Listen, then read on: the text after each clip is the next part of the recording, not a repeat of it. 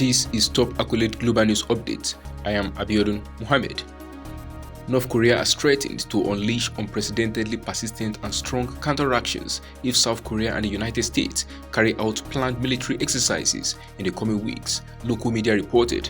A spokesperson for North Korea's foreign ministry issued the warning on Friday before the annual Freedom Shield joint military exercises of South Korea and the US and accused Washington of stoking tension by conducting earlier drills, which included US stealth fighters and a BIB strategic bomber that can be equipped with nuclear weapons. The spokesperson reiterated a long-standing claim by Pyongyang that joint exercises between Washington and Seoul were preparations for an invasion of North Korea, describing the US-South Korean drills as, in quotes, their dangerous attempt to gain a long-term military edge over North Korea. The spokesperson predicted that the situation on the Korean peninsula will be again plunged into the grave vortex of escalating tension.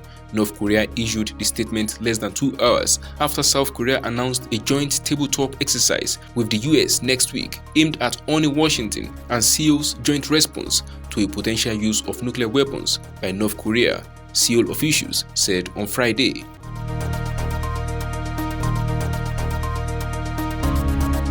In his first speech since the devastating earthquakes last week, Syria's President Bashar al-Assad has thanked other Arab nations for aid and rescue efforts after years of broken relations. The giant quakes hit Turkey and Syria on February 6th, killing nearly 44,000 people and injuring thousands more.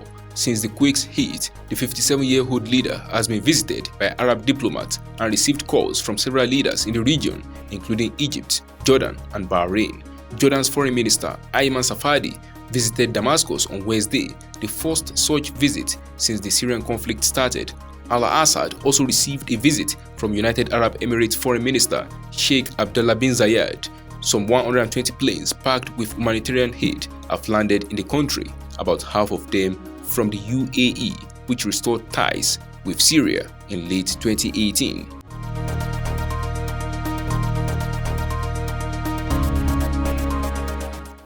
Protests rocked Iran again overnight after a seeming slowdown in recent weeks, with marchers calling for the overthrow of the Islamic Republic. Online video posts purportedly showed on Friday the marches in numerous cities including Tehran that began on Thursday evening and went on into the night marked 40 days since the execution of 2 protesters last month.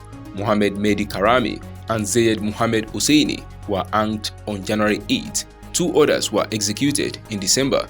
The protests that have swept across Iran began last September after the death in custody of 22-year-old Kurdish Iranian woman Mahsa Amini for flouting the hijab policy, which requires women to entirely cover their hair and bodies.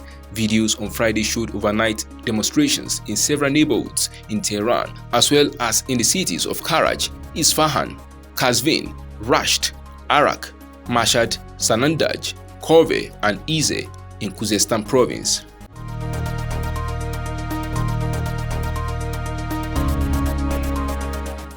The United States brought its most advanced fighter jet, the F-35, to India for the first time this week alongside F-16s, Super Hornets, and B-1B bombers as Washington looks to woo New Delhi away from its traditional military supplier, Russia. India, desperate to modernize its largely Soviet-era fighter jet fleet to boost its air power, is concerned about Russian supply delays due to the Ukraine war and faces pressure from the West to distance itself from Moscow. The American delegation to the week-long Aero India show in Bengaluru, which ends on Friday, is the biggest in the 27-year history of the show and underlines the growing strategic relationship between the United States and India.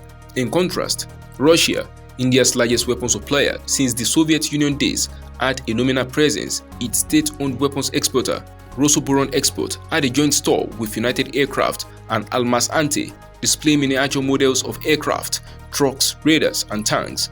At previous editions of the show, Rosoboron Export had a more central position for its store, although Russia has not brought a fighter jet to Bengaluru for a decade after India began considering more European and US fighter jets.